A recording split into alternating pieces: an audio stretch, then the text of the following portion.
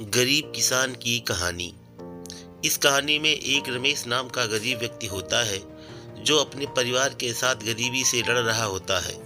क्या उसकी मदद करने के लिए कोई आगे आएगा या उसे ऐसे धुतकार कर भगा दिया जाएगा? जानने के लिए पढ़िए हमारी एक गरीब किसान की कहानी। एक गांव में रमेश नाम का एक व्यक्ति रहता था जो बहुत मेहनती था और अपनी मेहनत के बल पर ही वह अपने परिवार का भरण पोषण कर रहा था।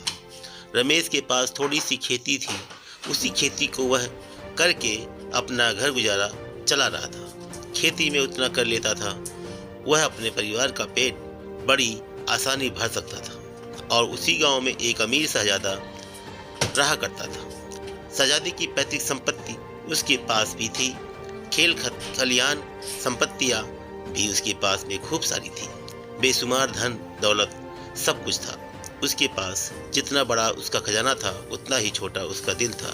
वह मजदूरों से खूब काम तो करवाता पर पैसे के नाम पर उन्हें कम पैसे ही देता और साथ में उन्हें जिल्लत की दुत्कारता भी था।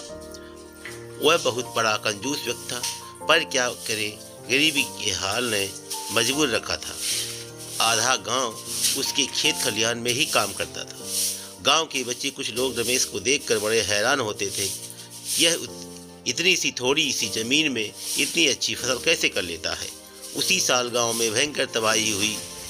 खूब आंधी तूफान बारिश सब कुछ आया और सब कुछ तहस नहस करके चला गया।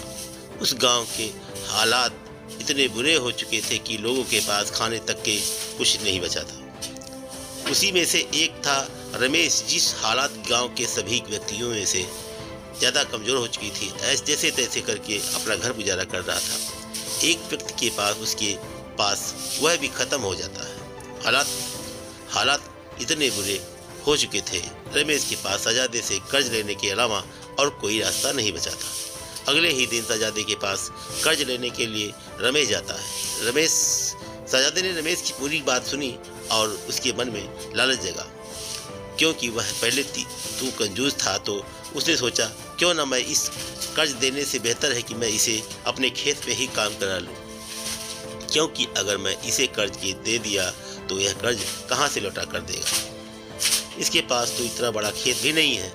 उसने रमेश से कहा कि रमेश, मैं तुम्हें पैसे तो नहीं दे सका, मैं तुम्हें यह नौकरी पर रख लेता हूँ और मैं तुम्हें सिर्फ 2000 महीने के दूंगा। पर रमेश ने कहा कि जो दूसरे मजदूर लोग हैं वह काम कर रहे हैं तो उन्हें तो 3000 मिलता है और ऊपर से 2 गेहूं की बोरी भी अलग से दी जाती है।